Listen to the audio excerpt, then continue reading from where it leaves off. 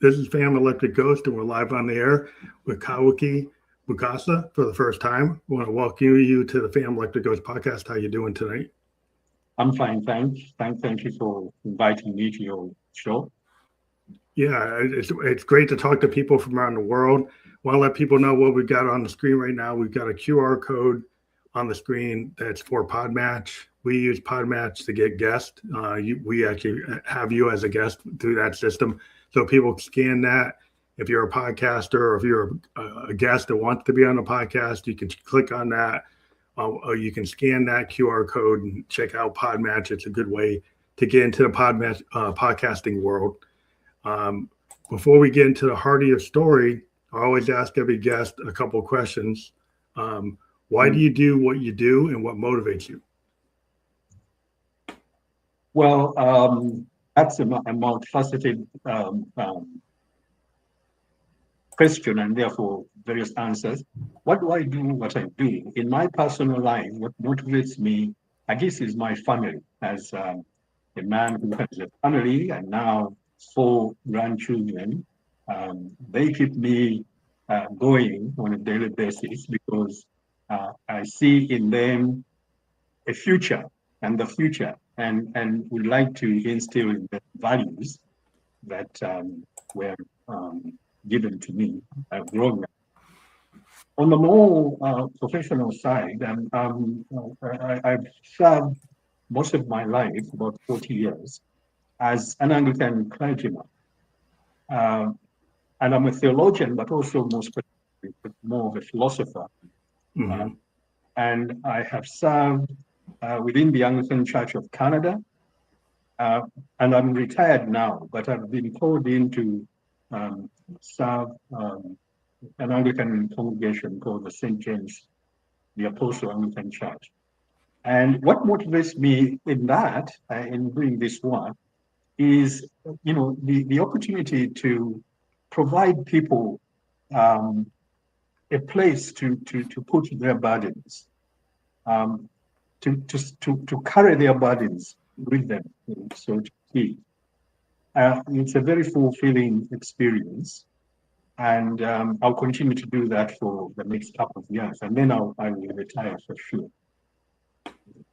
That's interesting, because you're coming from a spiritual perspective, but also one of the things I pointed out, like, because one of the topics I wanted to talk to is a topic that you brought up on the Podmatch profile, was why humans think the universe ends with us.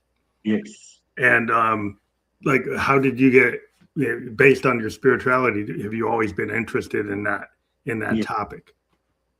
Yes, I was trying to understand why we assume that we are the central character in the universe, because all our religions, all our philosophy, and even science, assumes that we are indispensable to the universe. I remember what's his name, Carl Sagan once saying that we are the consciousness or awareness of the universe. And then most of the religions say the same thing. So I was trying to understand why is this? And that journey took me back to the survival instinct that we share with all living things, all the way to the single cellular life, all of which try to maintain life and to reproduce themselves. And when you scale that up to the point, to the complexity of human beings, then you begin to see, cultures develop, you begin to see religions develop, you begin to see civilizations, and so on and so forth. So I realized that then what is happening with us is that the survival instinct has developed or grown or scaled up to a point where we not only reflexively trying to maintain our lives, biological lives, but we also want to remain significant in the universe. The universe is indifferent about our existence. Yeah, we know that. Really. Yeah. Well, if you think about it, I will just point out, like, there are many species that have been on this planet that have gone extinct. Yes. And they might have thought that they were like the kings of the planet, and they were, until they weren't here. Of the planet itself is extremely tiny compared with the immensity of the universe. Yeah. So you really think that, you know, we do register immensely on the universe. But because we do not want to be erased in the same way that we don't want to be biologically killed, we have come up with this device whereby we think that we are the central protagonist or character in the cosmic story. And that has kept us going for a while. But I think we are coming up to a huge challenge with artificial intelligence now. Well, also, I think that human beings have now become the potential, you know, next extinction event is actually our own doing. You know, our own behavior could keep us off the stage. And in the universal concept, I mean, if you look at, you know, stars are way above a human being. I mean, stars create galaxies. Stars create like a solar system. So to think that we're more important than a star is kind of crazy. I've always thought more, you know, you think about, you know, indigenous cultures, like indigenous cultures all over the planet always looked at like stars. Right. Or looked at outside of humans. Maybe they projected like a god to be a human, but some indigenous people looked at stars and said they were gods. Yes. And it wasn't a human. It was a star, you know. And so like this whole idea that the human being is the highest element in the universe. If you look at the universe and how many planets there are and how many solar systems and how many things we don't know because we can't get there. We can never go there. We can't get to the outer edges of things that we can't even understand or comprehend. Right. How could we think that we're like you look at an ant, you know, some creature from another galaxy could be like a million times above what we are. We could be looking like when we look at microbes. Yes. Right. They could be looking at us like we're microbes. That's true. Yes, and you know that's the Fermi paradox. We are assuming there might be other civilizations out there that are more advanced than us. But for me, I have come to. I know it sounds crazy, and intellectually we have come to realize that it is. It really is silly to think that we are, you know, the main thing in the universe. Emotionally, though, we are not. Emotionally, we all feel that we matter, that we need to be somebody. And I think that instinct or that impulse to imagine that we are the central character in the universe is what has brought us this far in creating cultures and religions and civilizations and even modern science.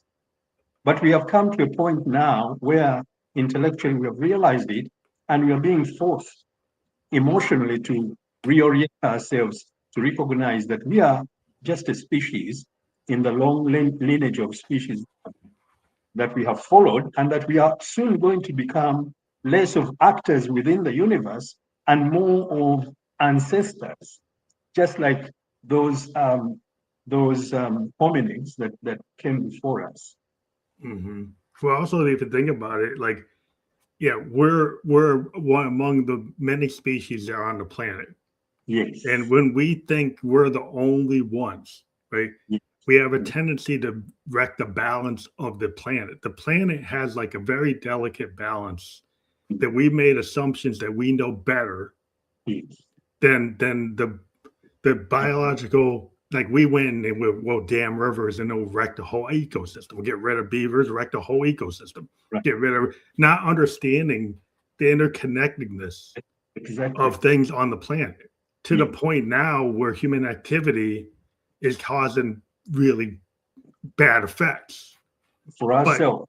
Yes. Yeah. So I mean that thinking that we knew better than even our own planet, which has its own balance.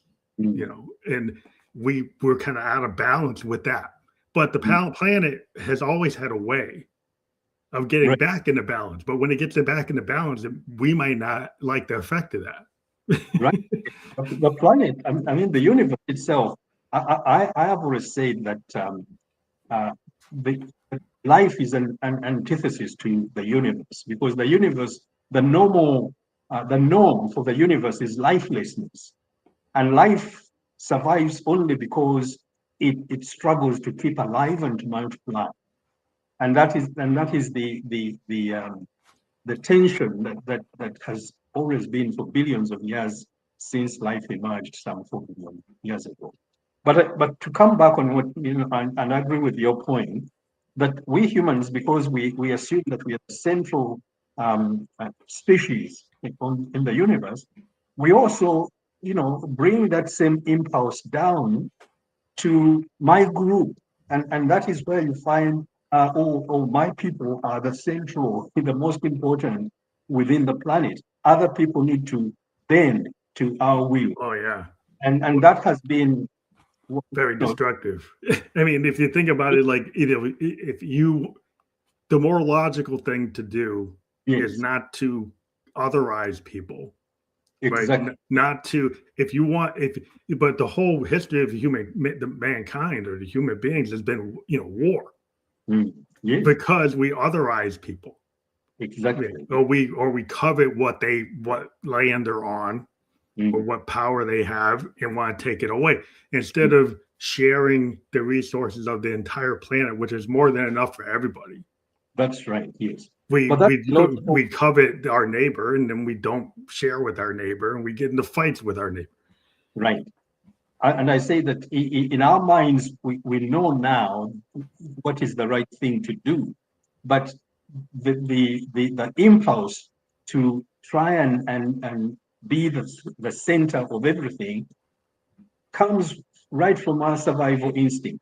So in order Mhm. to survive, in order to keep our community um, uh, not only physically alive, but also our values and our significance to be, the dominant view of the world, we have to fight. And so we've been fighting, and yet we realize now we know what we need to do. But the problem is that emotionally, we are still not able to make those adjustments. Yeah, we're like emotionally in the universe, we're like children, we're like infants, right? Still influence, I think. Yeah, because we don't seem to be learning, right? In No. our human time span, we think, we think it's been a long time, but the Yeah. planet's been here longer than we have, right? The universe has been here longer than we have, right? At Yeah. least in this form, right? But the idea, like, we haven't even learned the lessons of the 1930s. Like Yes. we're going back to the Monroe Doctrine. Like, Right. we're going back to spheres of influence, Mm. right? And those spheres of influence caused World War I and II. I know. Yeah. And so we don't seem to have learned anything, right? But, And even though it seems like a lot of time, we didn't seem to learn but anything. in fairness, we have only been here a very short time. I Yeah, mean, yeah, in true. cosmic time, we have only been Cosmic time, we're like, we're like a one-celled animal. no, yes, so maybe about 200,000 years. When you look at our ancestors, Homo erectus was here 2 million years ago and stayed until about 700 years in the past. So, we have only just started, and we have come a long way, but we are still learning, and who knows? And I think for me, this is where, when I begin to think about artificial intelligence and how things are changing, this is the point where we might begin to reorient our perspective and acknowledge that, in fact, we are not the center, and we need now to look at our existence from that perspective. I think of a child, a baby. When a baby is born, they think they are the center of the world. Yeah. And everybody around, they think everybody's attention, and they feel like everybody's attention is on them.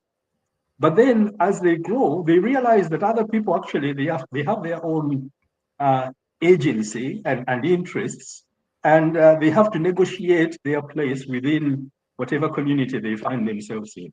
And I think that is where we are going to as a species.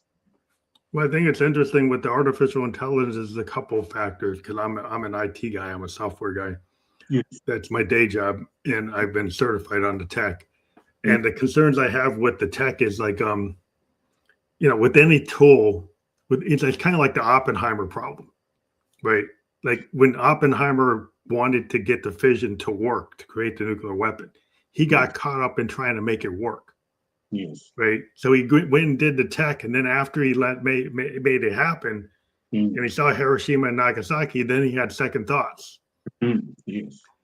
Like even though artificial intelligence doesn't seem as like violent as a nuclear weapon, it has positive, like any technology you create, you can use it as a weapon, yes. and you could use it as a tool. Yes. It depends on what your intention is. Mm. So this tool, without any controls, could be dangerous as an atomic bomb or a neutron bomb. It can make decisions because it's logic. Let's think about it. If you have a tool that's pure logic, yes, and it looks at a lot of human behavior that's totally illogical. Right. If it makes a decision and you give it the power to control a lot of pillars, you let it control food, water, air, energy, and then it makes decisions saying, "Well, you're not logical. You don't get it. You're making bad decisions. I'm going to make a better decision." Then we're not actually. We could, if we gave up control, it can make the decisions for us, and we might not like the decisions that it makes. Yeah. There's a term that I've coined. I call it anthropoterminal anxiety. Combining the Greek word anthropos, which is human, and terminus, which is end. And the assumption that we humans think we are the end of evolution, but actually we are not. And so the anxiety we have around, even as you've described it, that we are going to become extinct, artificial intelligence will take over, is rational, but it is also emotional in a sense. And that is why I keep saying that I think we need to reorient our perspective so that we recognize that we are a phase within the evolutionary process and that it may or may not be coming to an end, but it will, in the end, come to an end. And then we shall be not actors in the universe, but ancestors, in the same way that we see Homo erectus, in the same way that we see our ancestral. Yeah, well, it's like an evolutionary phase. There's like logically, yes, there could be a combination of the tech and the human, right? Exactly. Combined. It could be, that we are going to evolve into something else that combines both biological humans and maybe non-biological. Yeah, it's like the idea of like cybernetics, androids, yes. and we're already, in the 70s idea of bionics. Well, that's actually possible. Yes. The idea of enhanced, microchips in your cerebellum. We could have machine parts inside of us to enhance our capabilities, enhance our language capabilities, our comprehension capabilities, our connectedness capabilities. Imagine being able to connect to the internet with your mind. And then the question will be, are we still human beings? Well, you've kind of gone beyond it. I mean, science fiction has always kind of delved into this. Right. But we're actually living in a world where this is totally possible. It's not sci-fi. Like it is possible and should be expected because evolution continues. I mean, we can't stop it any more than our ancestors were able to stop the Homo sapiens to emerge. And so we are at a point, an inflection point, where we may be evolving into something that may not be human. We may fight to hold on. Yeah, and there's always a fight. As living things, we have to keep to what we want to survive. But the process is unstoppable, and we may have a new species emerging that is a hybrid kind of species. But they will look at us and look back at our history and say, okay, they made a contribution within the process. We wouldn't be here if humans were not. So for me, I think when we get to a point where we recognize that we are on a journey that we are not the end of, but are facilitating the next thing, then we might comfortably see it and even begin to see things differently and to make decisions that are much more helpful, even in terms of the ecological crisis. When you talk about people now, they say, but people, people have to work. You're going, there's no, you're going to stop people from making a living. But we are talking about a crisis that is going to wipe out the entire species if we don't do something about it now. So I think that we need to adjust our perspective and as we move. Yeah, I mean, there are disruptors in the tech field. Yes. That believe right now. There are tech billionaire trillionaires. Yes. That believe that there should be like a mass extinction on purpose of certain peoples to push other peoples, right? And not other peoples, but people who are kind of these combined tech and human beings that have tech capability, right? Human beings that are able to transfer their capabilities into androids. I mean, this is stuff that you can look it up. There are tech billionaires that believe this stuff, and they're actually making decisions that will actually eliminate the weakest of the human beings on the planet. There are decisions being made to kind of like deprive culture people of water, of food, of medicine, and the end result of that is extinction of those peoples. Right. And perpetuation of other people who have access to this tech. Right. And other people that don't. And they have it based on class and based on other criteria. So there's already movements of like, and it's been like a power thing. And like human beings have always done these power moves. So whoever has the power has the point of view of exercising their vision. And that for me is the definition of evil, because I think evil is not that you have allowed nature to take its course. It is that you, because you want to survive, have decided that you are the most important thing in the universe, and so everything else can die. So as long as we remain intact, but that's a delusion also, because the forces facing us as a species are not going to care about billionaires or, we are just a species that is evolving in real time in history. And these forces are not going to care that, let's preserve, billionaires, and, so that they may try to do what they want to do, but they're going to be overwhelmed by the change. Well, I mean, the billionaire class does have some advantages to kind of wall themselves off from certain things, but like overall, if the species is moving a certain way, and if there are things that are globally caused like stresses, like any species that gets overpopulated, if deer get overpopulated, a virus goes into the forest and wipes out the weaker deer. This is biological processes that happen over time. Multiple species go extinct because of bacteria and viruses, and then they evolve, and the strongest ones but also weeded out. Using the same logic, because we are all, part of the same species.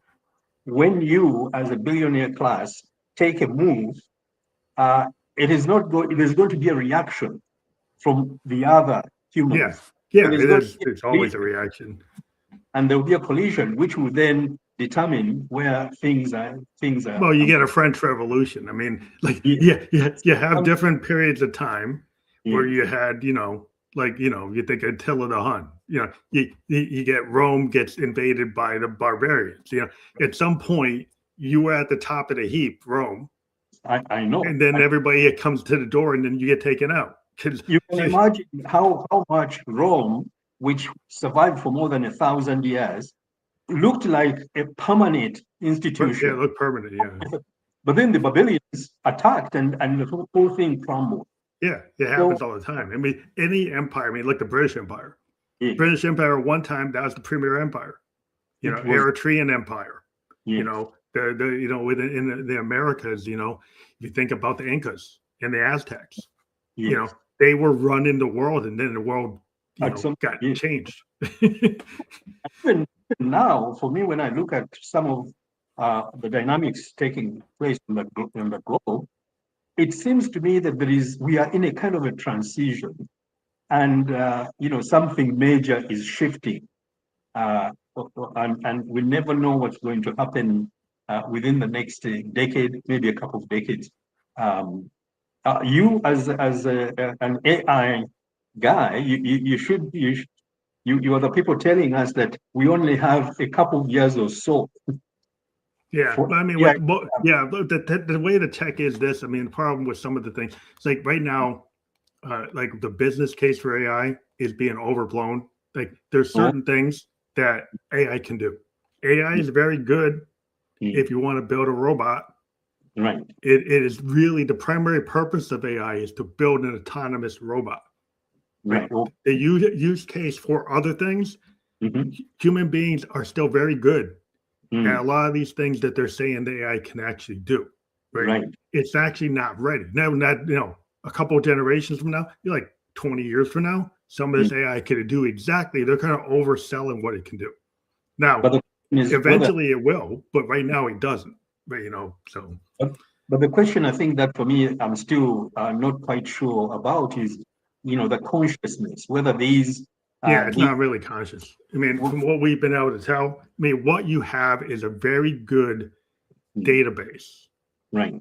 That is super fast and has access to everything you gave it, right? So human beings have given these computers access to every knowledge database we have. But there's a bunch of stuff it doesn't have. So is all this stuff, and the thing is, who chose what to put in the library? That's the problem that people need to understand. With computers, garbage in, garbage out is the rule. Right. There are certain people that chose what to train this stuff on. What it was trained on is not everything in human history. They would like you to believe that it is, but it's not. Yeah. Right. So it only knows what the people trained it on. And what they trained it on is not every piece of knowledge that human beings have. And so it is limited in its capability based on that fact. And that fact is going to be there today and tomorrow. What about the claim that I hear that at some point these machines are going to be self-taught and self-improve themselves? Well, they do that. Therefore, I mean, the tech does learn, but it learns on what it has. Right. Yes. And again, what it has is what you trained it on. And what you train it on is what we chose to digitize in libraries that we gave it to. We give it to. It does not have every single piece of knowledge that human beings have ever created. It doesn't. We haven't digitized every book in the library. There are tons of books that weren't digitized. Right. There's tons of knowledge that was never given to it. It only can learn from things that it is told to do. It's a machine. Right. You tell it to do something, it will try to do it with the knowledge it has. Now, if you tell it, you have to tell it to improve itself. It will not improve itself on its own. It is not sentient yet. They're trying to come up with ways to make it sentient. I like the way, yes. But there's no sentience in it. It is very smart at pulling data and seeming like it knows things because it has access to a lot of data, and it's fast. It's actually still not faster than your brain. Your brain is still the most powerful computer it's ever been built.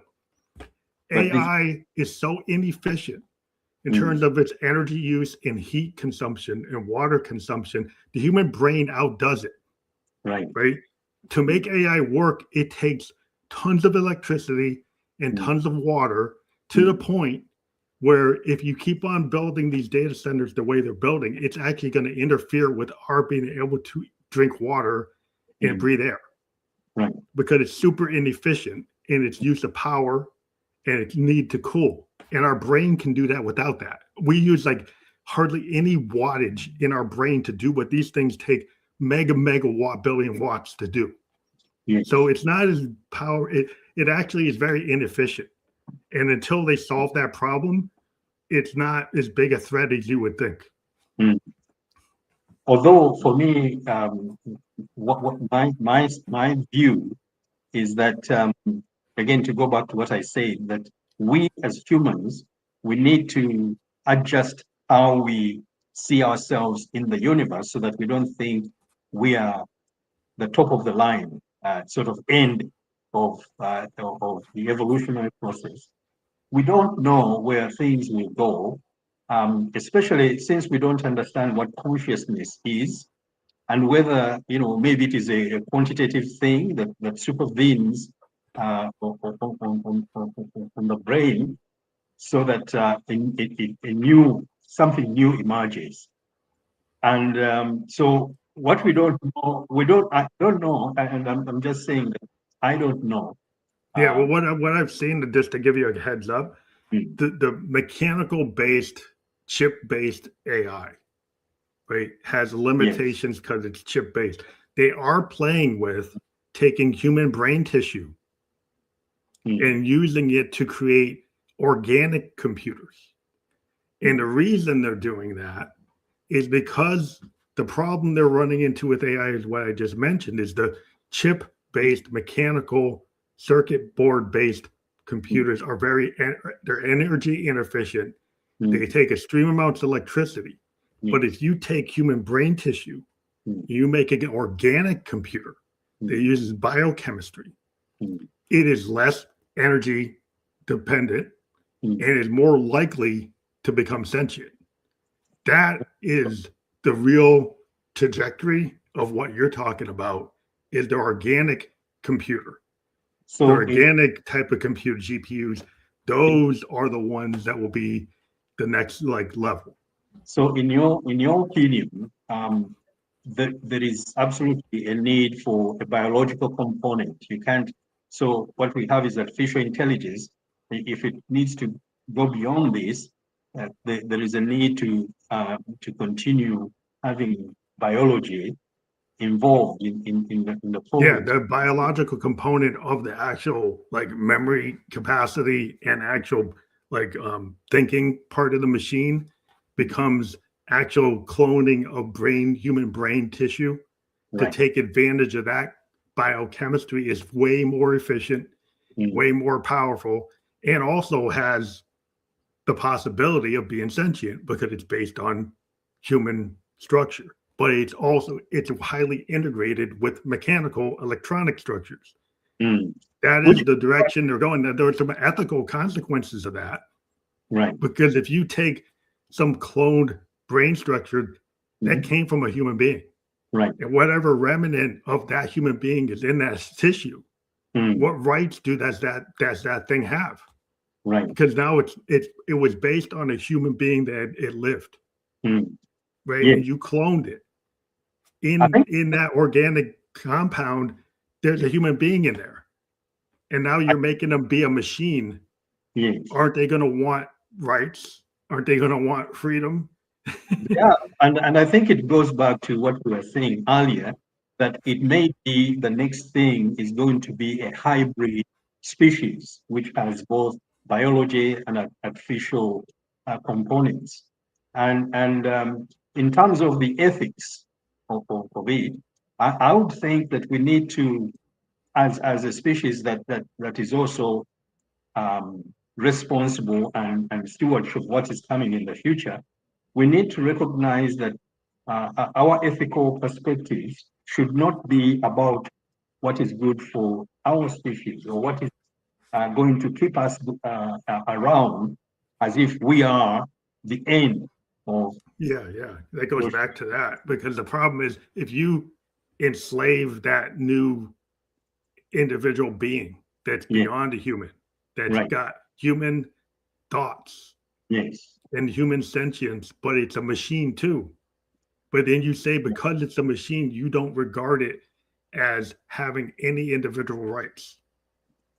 Then you can just tell it, I will make you do whatever you want, even if you don't want to do it. I think that will be disastrous for our species too. I think we need to begin to try to be like a parent to offsprings, that you put the offspring there, instill as much knowledge and values as possible, and then let it go. And the consequence though is whoever pays to build that machine because of a capitalist mindset or even a socialist mindset would say, or even a communist mindset would be, I put the resources into building that, so I own it. Ownership is common regardless of any of those political systems. They would still think they own it. Yes. And so the consequences are for the philosophers and the ethicists, you know, and people with religious spirituality to say, like, if that's a being has rights. Right. And so the being should be given rights, but there will be people who say, well, I built it, so it has no rights because I own it. Because it's, you know. That would be like saying, this is my child, you know, you don't have any rights beyond me. And for me, I think that what we need to be, if we begin to have a different perspective and see ourselves as emerging ancestors to new species coming up, then we begin to have a different perspective about the components of new species that might come in the future, whether they are post-human or hybrid, you know, kind of species, or even maybe non-biological species coming into the future. At this point, I don't think we know.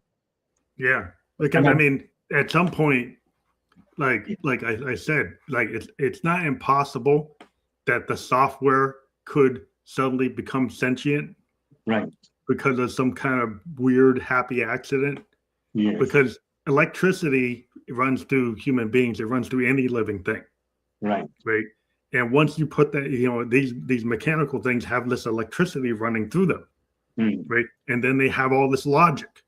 And then they're playing with the very advanced, like, logical structures.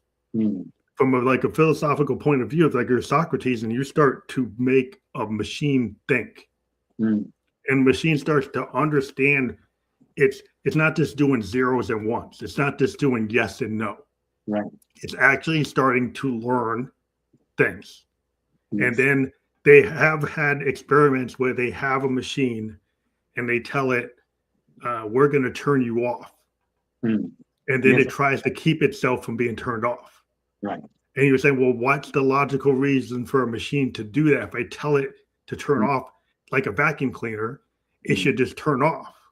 But in the cases, they've had cases where some of these big AI models, they ask it to turn itself off and it tries to find ways not to get turned off. That's beyond a typical machine. And now, they can't prove it's sentient, but they're just like, why is it doing that? Yeah. I think for me, that is very telling.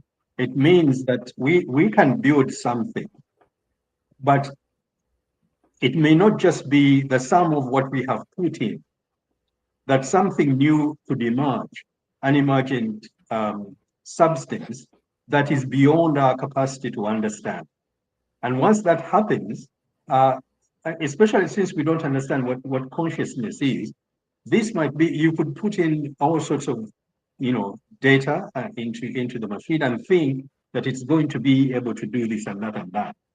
But then in the course of doing that, we create something that is more than the individual pieces we have instituted. Yeah, it becomes more than what you know, it actually kind of evolves. Like it metastasizes into something else, right? Yeah. It actually, you know, it's like the happy accident. Like a lot of times in science, and you know, when you're engineering, you have an unexpected outcome, right? From the things you do. In biochemistry, you have unexpected outcomes. I mean, you have things that you logically know if you put these two compounds together, you're going to make this reaction. But sometimes you have unexpected reactions that don't follow what you thought the rules are.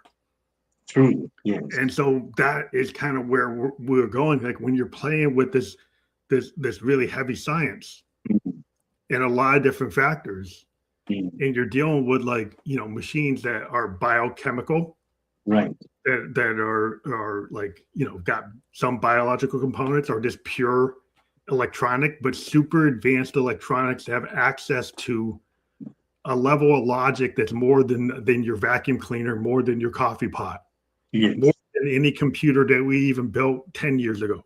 Yes. So these things are coming up with decisions.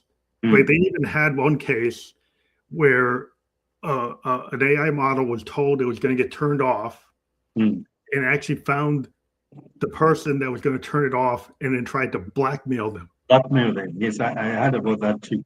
Yeah, so that showed a level of intention that's beyond a typical computer.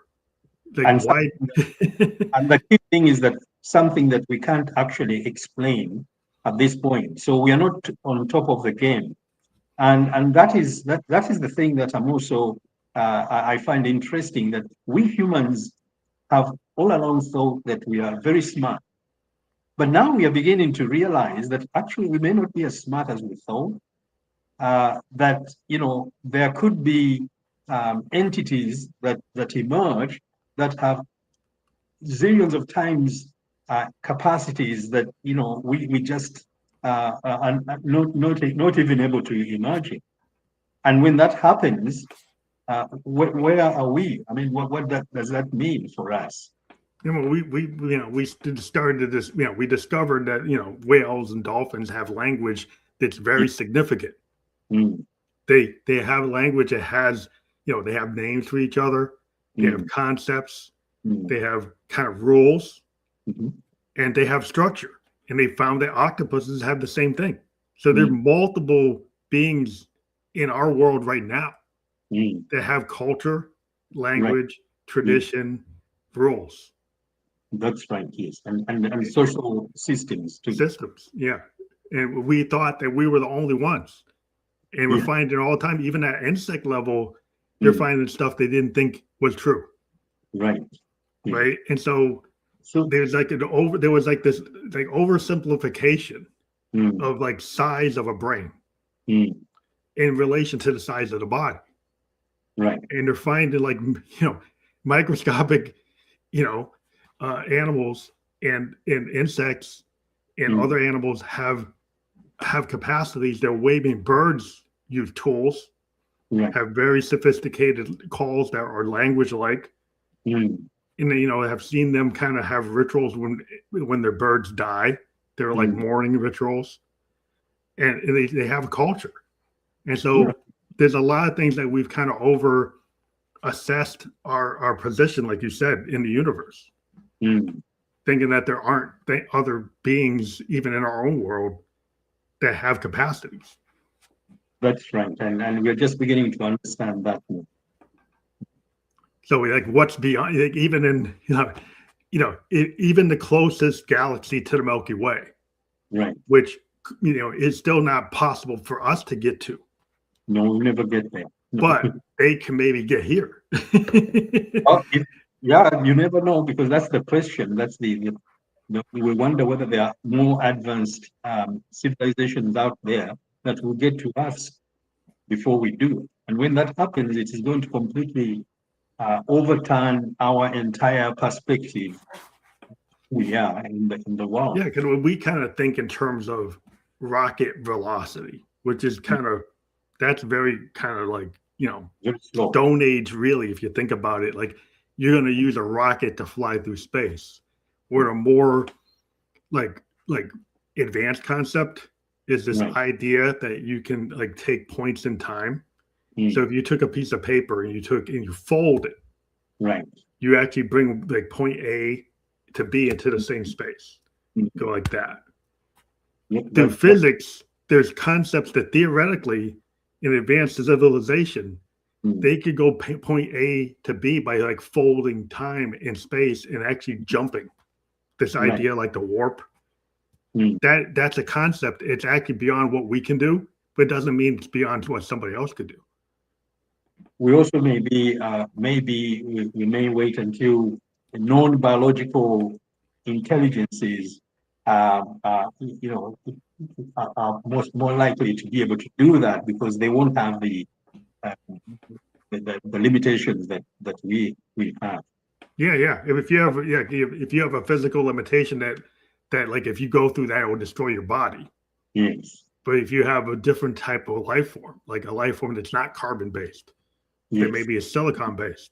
Maybe just the information. Or they have a silicon based life form that can switch to pure energy.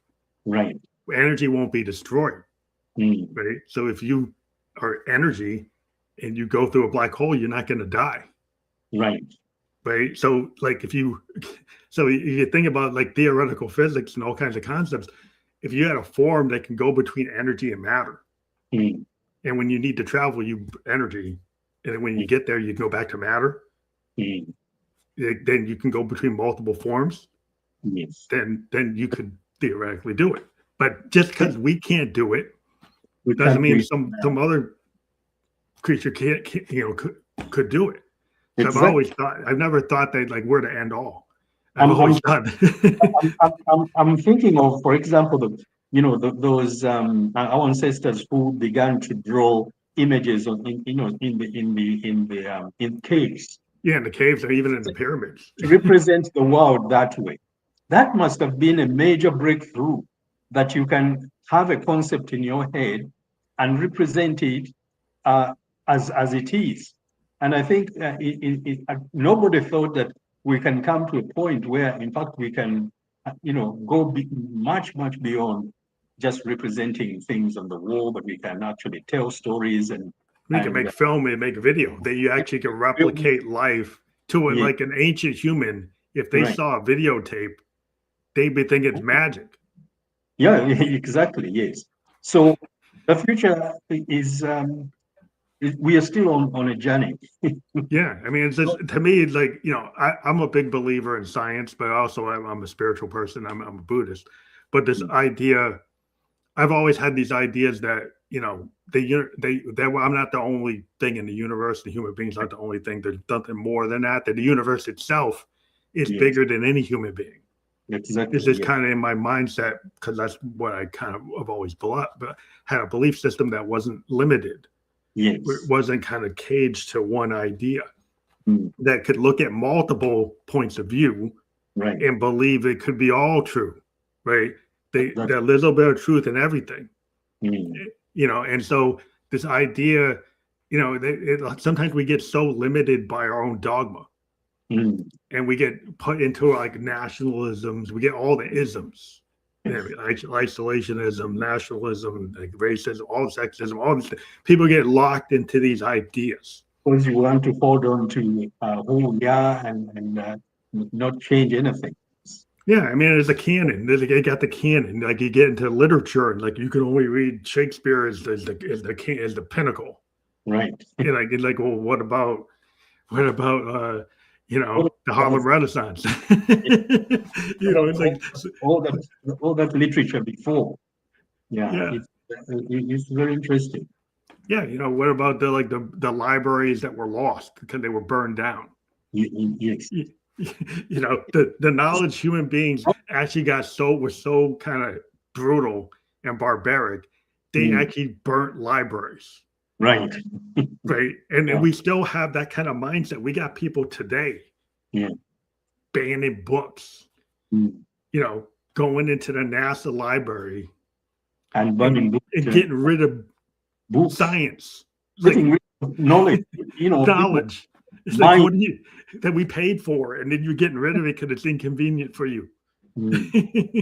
For me, in my tradition, the Christian tradition, we are coming up into a very difficult time in trying to readjust our doctrine, because our doctrines are all kind of what I call anthropoterminal, in the sense that they are about human beings. We are, God's favorite entity, creation. We are created in the image of God. That's right there. Adjust all of that. Yeah, well, that's the problem. Like if when you like imagine if a silicon-based life form Mm, showed up on the planet, right, right, and said like and showed that they were like so advanced, right. right, that everything we think we are. Imagine how human beings would behave. First of all, there'll be a lot of fear, be a Yes, lot of anger, there'd be a lot of rage. yes, You know, you'd have scientists wanting to communicate. right. You'd have a lot of the human race Mm, would be cowering in fear, and right. fear usually causes violence, Mm, right? But like, if they were so far beyond us, you know, I would think that if somebody that intelligent comes, they would be like a scientist, like I'm just going to study you like you're an amoeba, right. So right? if I don't have any interest or pleasure mm, stomping on an ant. So if they, you know, maybe they wouldn't care if they because you get really couldn't hurt them. yeah, that's if they get here first, then they will be way advanced beyond us. Yeah, So we'd be so far beyond us that they thinking that we could be at their level would be ridiculous. Because the it's fact that they could get here, it shows they're so far beyond what we can do that there's no, we can't even get be in the same room. You know, although me, I don't entirely um, laugh at this impulse to be the center of things because it is what has built us to this point. Otherwise, we would not have survived to where we are now. mhm. It comes to a point, it has come to a point where, I mean, when you think about, okay, we talk about God having come on this little planet, we in my tradition, so that because you are human, you're the most important thing. When you look at, but that has helped us to maintain ourselves emotionally, but also physically, on this planet for some time. Yeah, Mm. I just think eventually it becomes like a hindrance because, like you said, Mm. it keeps you here, but it also makes you go and hate your neighbor. That is the Right. problem. And then what it's done throughout human history is it's Mm. created war. Yes, And that's that war has been detrimental to the billions of people who have been, you know, snuffed out by the war. yes. And so at the end of the day, you would think you would get to a certain point where that dogma doesn't make sense, right? If you want to live in a world where Mm. resources are becoming limited, Yes. you have to learn to live with others. And I think Right? And that's a advanced concept. we are coming to that. I think we are at the point where these kinds of thoughts we can't hide anymore. We are going to have to deal with Yeah, how, unless we want to repeat World War One and World War Two, which we can do. Human beings have a tendency to be able to do that. But I yeah, don't know if I want my children, my grandchildren living in World War Three, four, five. it's one wonders whether there's a way to avoid that. But my father used to say, he'd tell us, you think you are so important. He used to say something like that. And now, as a grown-up person myself, I now see exactly what he was saying. Because there's a point, especially when you are a teenager, where you think you are the center of everything and you know everything. But you don't. And when you look at these old people, you think, what do they know? But they know a lot. Yeah. Well, So I think there needs to be. I don't know. It has to be a reckoning between like our selfishness and individualism, and then overall empathy for. Like, if you think about it, if you're a human being on this planet, you actually belong on the planet, right? yeah, But we've gotten to this point where they would say a human being in one sector doesn't belong in another. But you're a yeah, native to the planet Earth. yeah. Mm. But they've told you're illegal if you're You're here, illegal. you're legal if you're there, right? But you're like an insect or a bird or any other species, they go wherever they're going to migrate to, Yeah, right? wherever Portuguese, yes. Yeah, they go where there's no nation.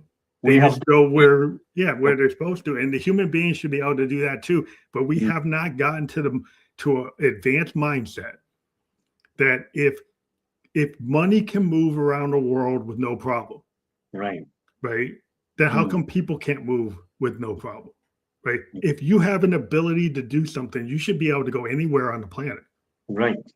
But we still in this 21st century, it has always that we don't have freedom of movement.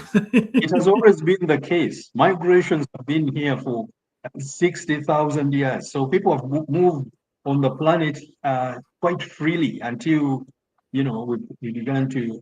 nation states have basically tried to, in the same breath of saying that you believe in capitalism and movement of capital, you actually aren't letting the actual heart of the capital is the human being that creates the value. And you've made decisions on a nationalism basis, on a class basis, on a racial basis, on an ethnic basis, on a religious basis, to say certain people can't go certain places, even if the skill set says they could be there. Yeah. So you're actually beginning to undermine your own prosperity. I don't think. Yeah, to me, like if you let, like, if a physicist should be able to go wherever they need to be, or a doctor, it needs to be here, they should be able to go there, but they can't, right? We basically restrict people from going where they actually could be of use. That's right. It doesn't. It's irrational. But yeah, it's very irrational. But they would try to tell you it is. And that's the conundrum we're in. We've got people, well-learned people with degrees, some people with like PhDs, would sit there and tell you that should not be, because they're stuck in a canon. They're stuck in a box. And even though they're so-called, they intellectually got the goods, they're still kind of locked in their zone. So I would hope that we can get to a place where everybody on the planet can be wherever they need to be, wherever the world needs them to be, where they need to be, right? And we're still not in that kind of place. We are not there yet, but I think we will eventually get to a place where our heads are screwed on right, if I may put it that way, and we begin to see that some of the things we thought were important are not so important. Right now, there are people that have an interest in making neighbors enemies. Yes. That doesn't actually help the majority. It helps a small minority keep power and wealth. Right. That is actually against the interest, but they would tell you it's in the common person's interest when it's not. It's not, and it always backfires in the end. I'm not for any political system over another. I'm just saying, like, rationally, from a humanist point of view, I don't care what political system. What I say is human capacity should be allowed to flourish. Human capability should be allowed to flourish. Yes. Right. And if we're going to evolve, we evolve, and quit putting the roadblocks up. Yeah, that's the ideal, and I'm hoping that that's where we are going at some point. Although sometimes you feel like we move 2 steps ahead and 1 step back, and back. Yeah, we're kind of in the States. We're in a little bit of a backward slide, but I think it's a temporary situation because it's a reaction. It's a reaction to something they didn't expect. Like I would just say, like, just to put it simply, like when Obama won, that was not expected. Right. There usually is a big backlash to something like that. We're living in a backlash, but eventually it will straighten itself out. But the pendulum will swing back too, because I don't think that this is sustainable. No, it's not. I mean, what they're doing right now is the last gasp of a certain, like, industrial kind of basically klepto kind of it really goes back to robber baron, 19th century like power structures, sphere of influence, which is creates nothing but World War I and World War II. And if they want to backslide into sphere of influence, Mm.